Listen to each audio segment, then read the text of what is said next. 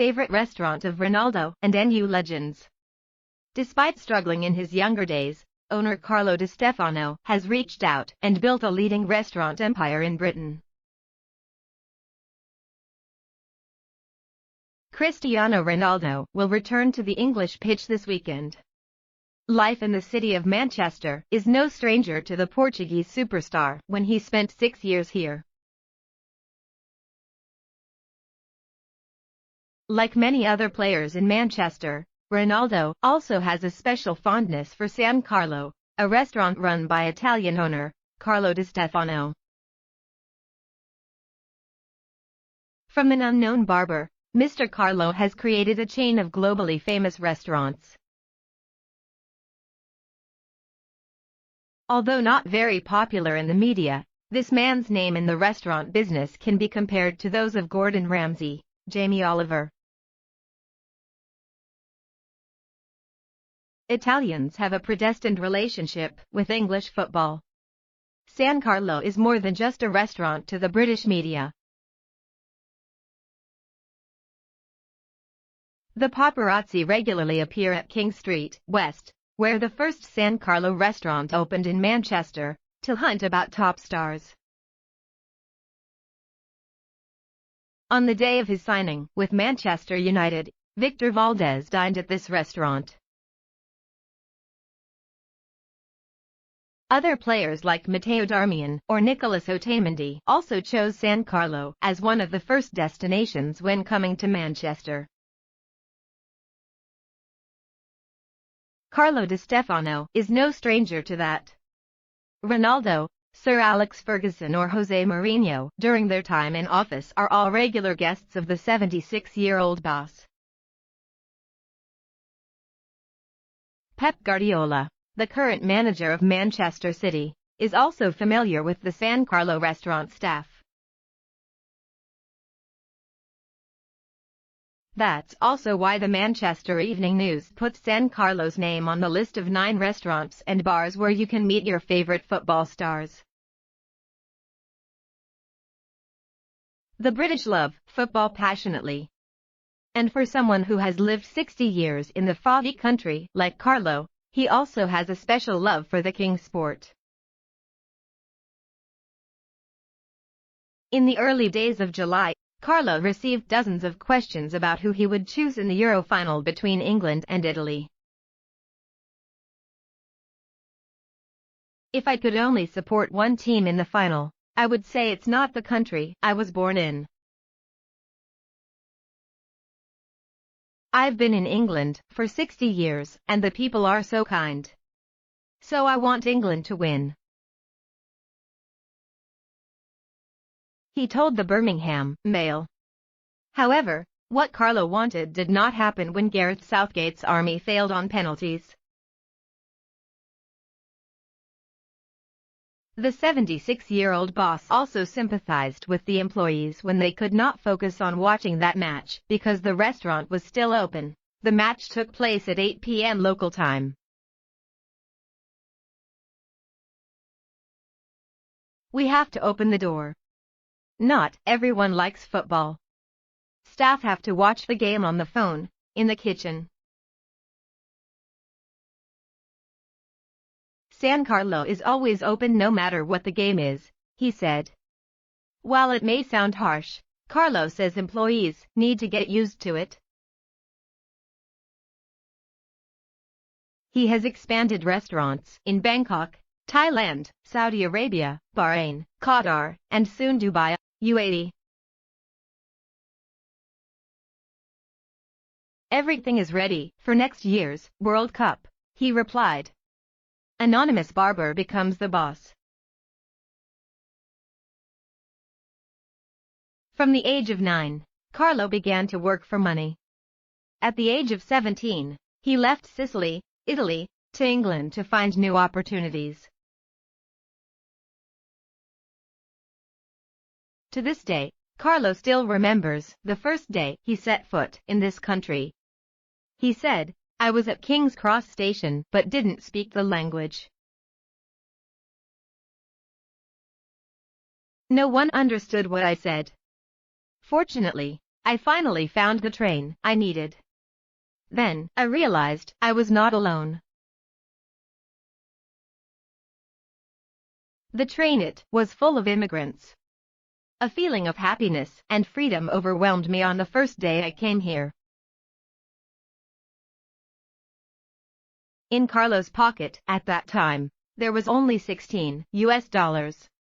In 1962, the 17-year-old was arranged by his family to work at a barber shop in Leeds. Carlo worked without a day off. Every day, the Italian guy knocks on the door, offering to cut the whole family's hair for only half a crown. Before long, he also opened his own barber shop and developed into a small chain. In 1992, Carlo quit his job as a barber to open the first San Carlo restaurant in Birmingham. The shop is located on Temple Street. Very quickly, San Carlo created a global empire with chain restaurants all over the world. Not only in the football world, San Carlo is also popular with many other celebrities. According to the Birmingham Mail, Rihanna, Russell Crowe, Anthony Hopkins, Helen Mirren are all their loyal customers. People say I'm crazy to open San Carlo here. Birmingham doesn't have a restaurant. People here don't like to dine. For them, drinking in bars is happiness. However, as soon as I opened San Carlo, success has come, said Carlo. With great ambition, the owner of San Carlo wants to expand into a chain of restaurants across the UK. It could be London, Manchester, or Bristol. Even at the age of 76, Carlo's ambition and passion for business has never cooled down. Every week, he still works full 7 days and travels to his restaurants across the country to supervise the work. The driver picked him up at his home at 9 a.m. and usually only returned after 10 p.m.